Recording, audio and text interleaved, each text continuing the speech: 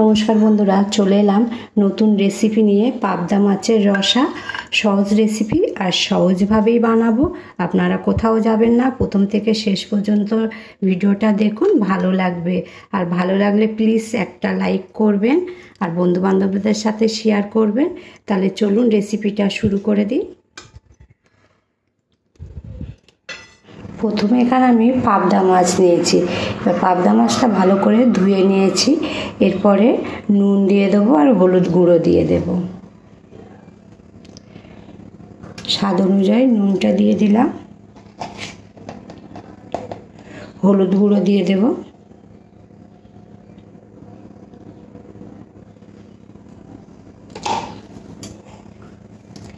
এরপর একটু তেল নিয়ে নিলাম, তেলও দিয়ে দেবো।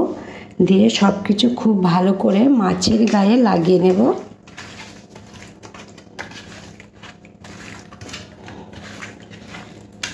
মাছের গায়ে খুব ভালো করে নুন আর হলুদটা মাখিয়ে নিচ্ছি। মাছটা একটু সাইড করে রেখে দেবো 5 মিনিটের বানাবার জন্য। প্রথমে এখানে 4 কোয়া রসুন, একটু আদা, আর তার সাথে নিয়ে নেব 1 চামচ কালো সর্ষে,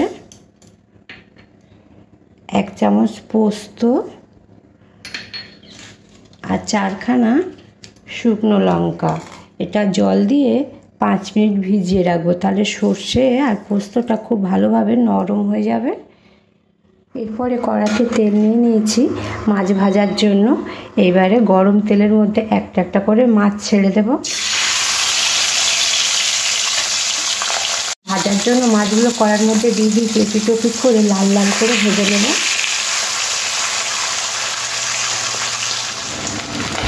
মাছগুলো এরকম লাল করে ভেজে নিতে হবে।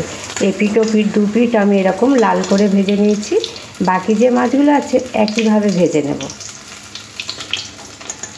সব মাছগুলো ভাজা হয়ে গেছে। এই মাছ ভাজা তেলের মধ্যে দিয়ে দেবো কালো জিরে, কেটে রাখা পেঁয়াজ। এখানে আমি 2খানা মাঝারি সাইজের পেঁয়াজ নিয়েছি।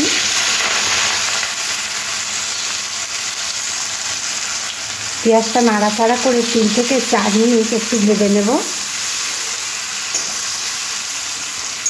পেঁয়াজটা অনেকটা নরম হয়ে গেছে আর পেঁয়াজটার খুব সুন্দর একটা কালার এসে গেছে। এরপরে দিয়ে দেবো এখানে হলুদ গুঁড়ো,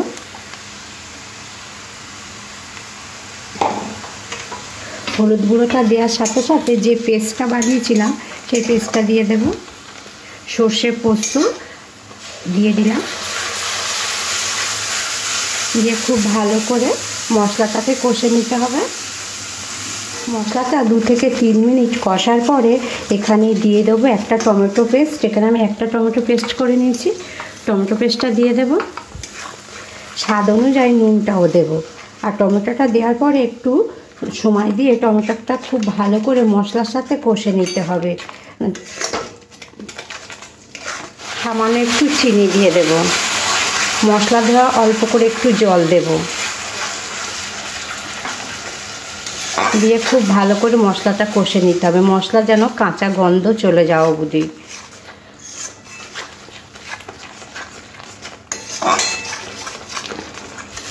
দেখুন মশলাটা খুব সুন্দর করে কষে নিয়েছি আর মশলার কালারটাও খুব সুন্দর এসেছে।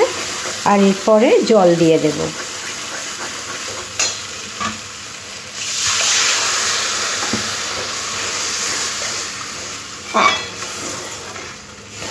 এখানে আমি আরেকটু জল দিয়ে দেব।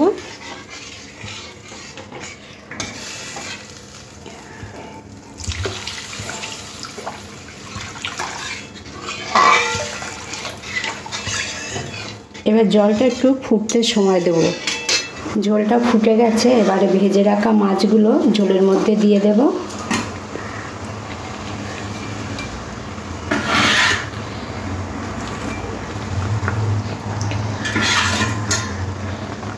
আর দিয়ে দেবো 2খানা কাঁচা লঙ্কা আর একটু ধনেপাতা। আর গ্যাসটা একদম মিডিয়াম টু লোতে রাখবো। রেখে 10 মিনিটের জন্য ঢাকা দিয়ে দেব। 10 মিনিট পরে ঢাকাটা উঠিয়ে নেব।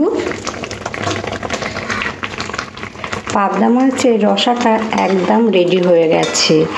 আপনারা এর আগে পাবদা মাছ বাড়িতে তো অনেকবারই বানিয়েছেন। একবার আমার মতন করে এই পদ্ধতিতে পাবদা মাছটা বাড়িতে বানিয়ে নিন। আশা করছি খুব ভালো লাগবে।